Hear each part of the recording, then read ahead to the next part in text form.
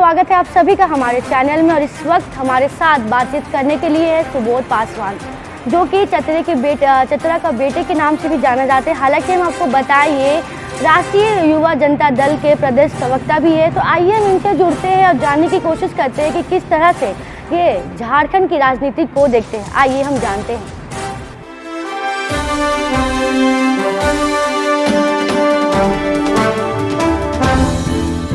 स्वागत है आप सभी का हमारे चैनल में। और इस वक्त हमारे साथ बातचीत करने के लिए है सुबोध पासवान, जो कि चतरा का बेटे के नाम से भी जाना जाते हैं। हालांकि हम आपको बताइए राष्ट्रीय युवा जनता दल के प्रदेश प्रवक्ता भी है। तो आइए हम इनसे जुड़ते हैं और जानने की कोशिश करते हैं कि किस तरह से ये झारखंड की राजनीति को देखते हैं। आइए हम जानते हैं। अभी के वर्तमान के राजनीतिक हालात को आप कैसे देखते हैं सुबोध जी, तो बताएं।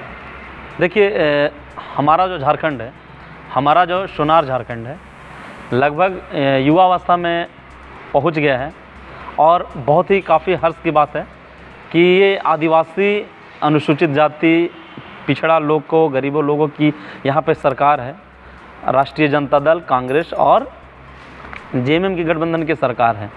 और ये सरकार जो है एक आम लोगों के लिए काम कर रहा है, कार्य कर रहा है, जिससे लोगों को काफ़ी गर्व की अनुभूति होती है। लेकिन वर्तमान में जो भारतीय जनता पार्टी के कुछ ऐसे नेता हैं जो नहीं चाहते हैं कि झारखंड में जो ये कार्य है सुगमता के साथ चल सके, इसीलिए तरह तरह से ये हथकंडे अपना रहे हैं कि आदिवासी के बेटों को कैसे कुर्सी से हटाया जाए। तो कहीं ना कहीं इसमें ये सफल नहीं हो पा रहे हैं, एक मनुवादियों की चाल है।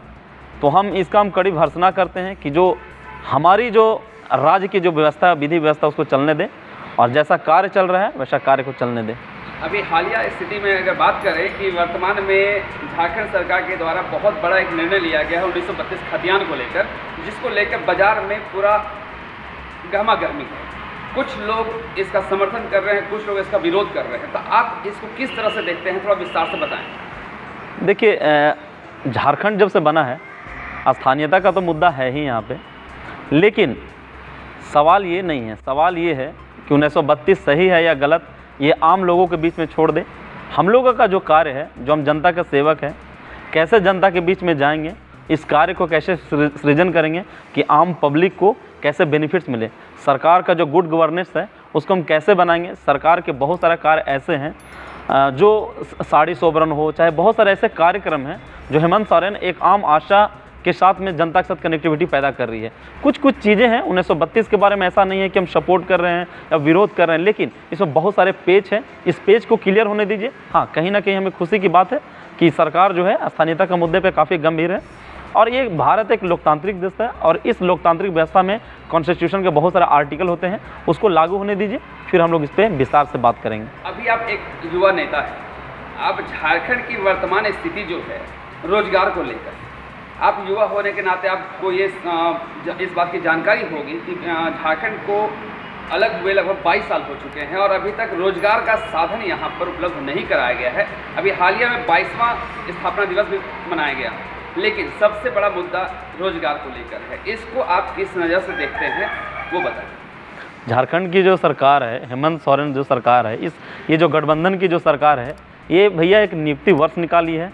ये झारखंड में एक पहली ऐसी सरकार है जो घर घर जाकर नियुक्ति पत्र बांटती है। हमारी जैसे हॉकी खिलाड़ी, आदिवासी बहनों का चयन हॉकी इंडिया की टीम में हुआ, तो ये सरकार जो थी, हेमंत सोरेन की सरकार जो थी, गठबंधन की जो सरकार थी, वो उनके घर पे जाकर नियुक्ति बांटी। बहुत सारे अभी 4076 ऐसा नियुक्ति पत्र बांटे गए हैं जो स्थानीय रूप से खेल को अलविदा कह चुके हैं, लेकिन घर घर जाके ये नियुक्ति दिया जा रहा है, उनको नियुक्ति पत्र दिया जा रहा है। और रोजगार के मुद्दे जहाँ तक है, ऐसा जेपीएससी का पहला ऐसा परीक्षा हुआ जिसमें ट्रांसपेरेंट तरीके से रिजल्ट आया और काफ़ी लोगों को इसमें पास और सफल हुए। तो कहीं ना कहीं विपक्ष जो है ये सरकार को बदनाम करने की कोशिश कर रहा है कि यहाँ पे नौकरी नहीं दी जा रही है। नौकरी दी जा रही है। मैं पूछना चाहता हूँ, रघुवर दास की जो सरकार थी, जो पूर्ववर्ती में जो सरकार थी, उनके समय में कितना दिया? वो जेपीएससी को उन लोग बेड़ा गर्क करके रखे थे।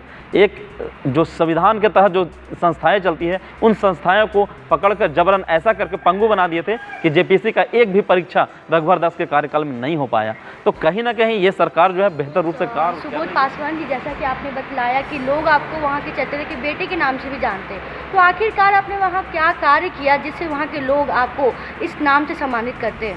देखिए, ये तो चतरा के लोगों का बड़प्पन है कि वो किस नाम से बुलाते हैं। हाँ, मेरा घर चतरा के कुंदा इलाके में है, जो काफ़ी सुदूर इलाका में पड़ता है और नक्सलियों का काफ़ी वहाँ पे आक्रमण रहा है शुरू से ही।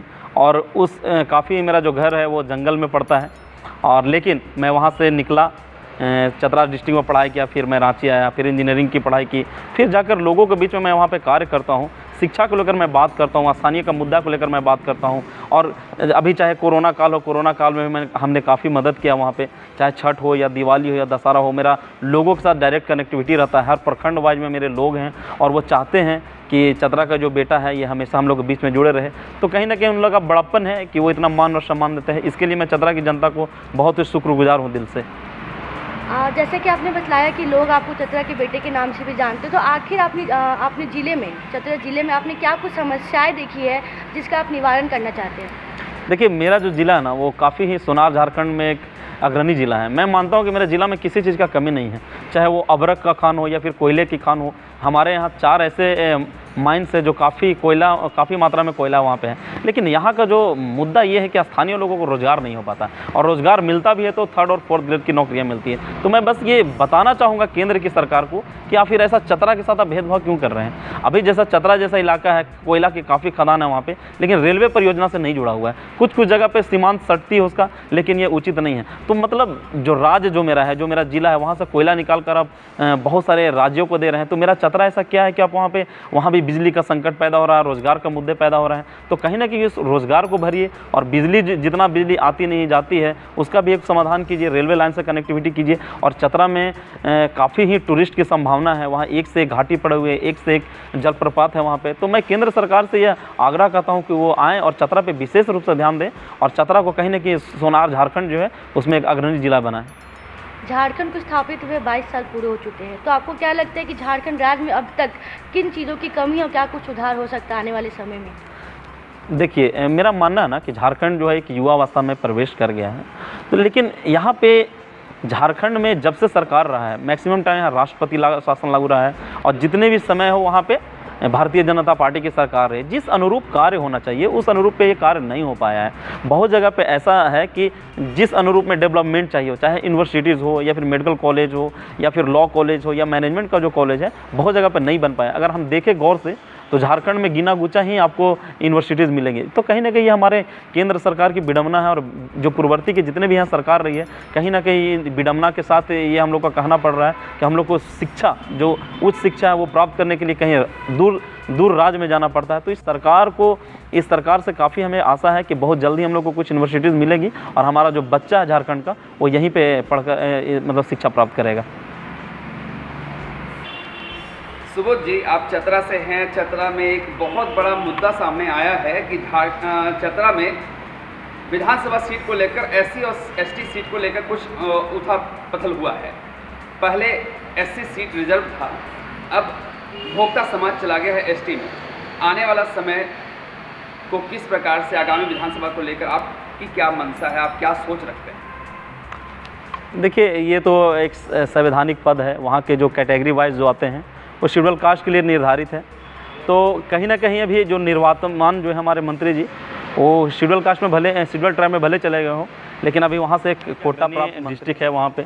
दूसरी चीज़ है कि हाँ, एक वहाँ पे जो शेड्यूल कास्ट का इंस्टीट्यूट निर्भर करता है, और वहाँ से लड़ाई करते हैं शेड्यूल कास्ट के ही लोग। लेकिन राष्ट्रीय जनता दल है, ये कार्यों को देखकर ही टिकट बंटवारे का कार्य करती है। दूसरी बात ये है कि एक लोकतांत्रिक पार्टी है, और इस लोकतांत्रिक पार्टी में हम कुछ कह नहीं सकते। ये राष्ट्रीय अध्यक्ष का निर्देशानुसार है कि कौन व्यक्ति कहाँ से क्या करेगा नहीं करेगा। तो इसके बारे में भी बोलना बहुत ही जल्दबाजी होगा। समय आएगा तो इसको हम पटाक्षेप जल्द ही करेंगे। चतरा के कुछ लोगों के द्वारा हमारे कानों में कुछ खबर आई है कि आगामी विधानसभा चुनाव में लेकर आपकी कुछ सोच रखे हुए हैं, क्या है, खुल के बताएं। देखिए, मैं चतरा से आता हूँ, और जैसा कि मैं पहले भी आपको बता चुका हूँ कि ये जो जवाबदेही है, ये जो जिम्मेदारी है, ये पार्टी के लोग तय करते हैं। जो पार्टी के आला कमान के लोग हैं वो तय करते हैं, और इसमें काफ़ी समय है भी, इस बारे में ना सोचा जाए। दूसरी चीज़ ये है कि मैं एक चतरा का लोकल लड़का हूँ, तो कहीं ना कहीं मैं कार्य करता हूँ। तो इस अनुरूप अभी जितना भी बात किया जाए उतना कम है, और बहुत जल्दी है। समय आने पर इसको हम लोग फिर से बात करेंगे। मीडिया से बात करने के लिए बहुत बहुत धन्यवाद। धन्यवाद आप।